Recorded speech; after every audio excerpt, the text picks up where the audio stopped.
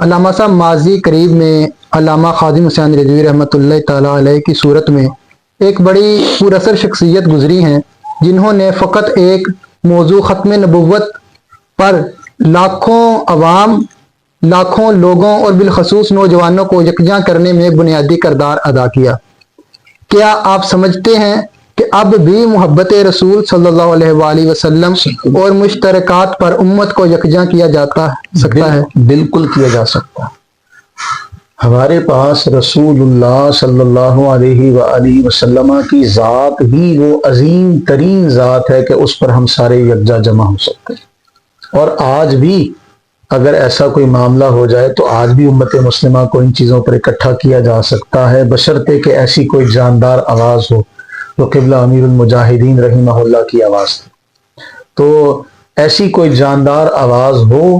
جو رسول اللہ صلی اللہ علیہ وآلہ وسلم کی محبت میں، اطاعت میں ڈوبی ہوئی آواز ہو، تو اس آواز کا ہم نے اپنی زندگیوں میں بھی دیکھ لیا کہ جلوہ کیا ہوتا ہے، کہ جو صحیح رسول اللہ صلی اللہ علیہ وسلم سے محبت کرنے والا محب رسول جو ہوتا ہے، اس کی آواز اور اس کی ذات کا کیا مرتبہ اور مقام ہوتا ہے، وہ ہم نے دیکھ لی، اور یہ ہمارے پاس ہے رہتی دنیا تک۔ اگر آپ کسی کو امت مسلمہ کو جمع کرنا چاہتے ہیں تو رسول اللہ صلی اللہ علیہ وآلہ وسلم کی ذات وہ بابرکات ذات ہے کہ آپ اس کو سب کو جمع کر سکتے ہیں۔ علامہ صاحب، حضور سیدنا امیر المجاہدین علامہ خادم حسین رضوی رحمۃ اللہ تعالیٰ علیہ، آپ کے حوالے سے آپ کے کوئی اپنے تاثرات، آپ کی کوئی ملاقات یا ان سے ملاقات کوئی نہیں ہو سکی، میں اس سے محروم رہا، لیکن باہر طور وہ ایک ایسا علمی سمندر اور علمی اعتبار سے جو ان کا کام ہے، اس کام کی کوئی ماضی قریب میں ہمیں اس کی کوئی نظیر نہیں ملتی۔ ایسی ایک گونجدار اور گرجدار آواز کہ اپنے تو اپنے بیگانے بھی اس کا اقرار کیے بغیر نہ رہ سکے، اور رسول اللہ صلی اللہ علیہ وآلہ وسلم اور آپ کے اصحاب کا دفاع کرنے والی جو ذات علامہ قبلہ رحمہ اللہ کی تھی، ہماری نظر میں ان سے بڑی کوئی ایسی ہستی اب تک ہمارے دور میں ہم نے نہیں دیکھی جس نے صحابہ کا ایسا دفاع کیا۔ تو میری نظر میں اگر محبت رسول اور اصحاب رسول صلی اللہ علیہ وآلہ وسلم کی محبت اور ان کی ذات کا دفاع اگر کسی نے کیا ہے ہمارے دور میں، تو وہ قبلہ امیر المجاہدین رحمہ اللہ تعالیٰ علیہ کی ذات مبارکہ ہے۔ ہمارا المیہ ہے کہ ہم کسی بھی بزرگ ہستی کی صرف یاد مناتے، ان کا عملی کام جو ہے وہ ان کی یاد منانے میں کہیں پیچھے چلا جاتا ہے۔ علامہ امیر المجاہدین رحمہ اللہ تعالیٰ علیہ کا جو علمی کام ہے، آپ دیکھیے گا کہ ان کی جو صرف کے اوپر جو کتاب ہے وہ ایسی بہترین کتاب ہے، تعلیلات خادمیہ، کہ اس کا نظیر ہمیں نہیں ملتا۔ اب ضرورت اس امر کی ہے کہ ان کا علمی کام جو ہے اس کو بھی زندہ رکھا جائے، ورنہ کیا ہوتا ہے کہ ہم صرف تقریروں میں اور تصویروں میں زندہ رکھتے ہیں۔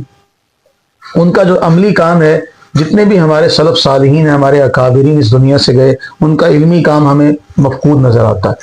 انہوں نے علمی کام کیا، اس میں کوئی شک نہیں، لیکن جو ان کے وارثان تھے انہوں نے اس سارے علمی کام کو لوگوں کے سامنے لانے کی تکلیف گوارا نہیں کی، یا وہ لا نہیں سکے، جو بھی ان کے معاملات تھے اللہ تعالیٰ بہتر جانتا ہے۔ لیکن امیر المجاہدین رحمہ اللہ تعالیٰ علیہ کے شہزادے ابھی حیات ہے، اللہ انہیں اپنے حفظ و امان میں رکھے، انہیں چاہیے، اور ان کے جتنے بھی فالوورز ہیں، جتنے بھی ان کے عقیدت مند ہیں، انہیں بھی یہ چاہیے کہ علمی اعتبار سے جو ان کا ایک عظیم کارنامہ ہے، اس کارنامے کو بھی دنیا کے سامنے رکھا جائے کہ بھئی یہ صرف تقریر کے میدان میں یکتا نہیں تھے،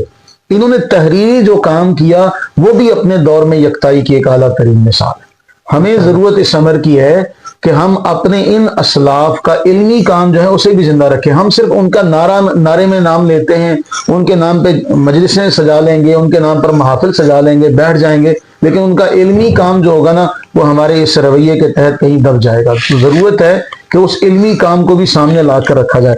ہمیں ایک بزرگ سے ہماری ملاقات ہوئی تو انہوں نے کہا کہ جی، اور بڑا جملہ وہ فرماتے ہیں، پروفیسر صاحب ہیں، وہ کہتے ہیں جی میں بابے کا میں شاگرد ہوں، کیونکہ میں نے ان کی کتاب سے استفادہ کیا، میں ان کے بارے میں کوئی بات نہیں کروں گا کہ میں، وہ پنجابی زبان میں کہتے تھے جی میں انہوں کا کانا ہوا کیونکہ میں بابے کو سکھیا ہوا۔ تو مراد یہ ہے کہ ہم نے بڑے بڑے ایسے لوگ دیکھے جو ان کی اس علمی خزانے سے استفادہ کرتے ہیں اور پھر بعد میں ماشاءاللہ اس کا اقرار بھی کرتے ہیں کہ نہیں ہم نے بابے سے علم سیکھا ہے، ہم اس کے بارے میں کوئی بات نہیں کریں، تو ہم اس علم کو آگے لے کر چلیں۔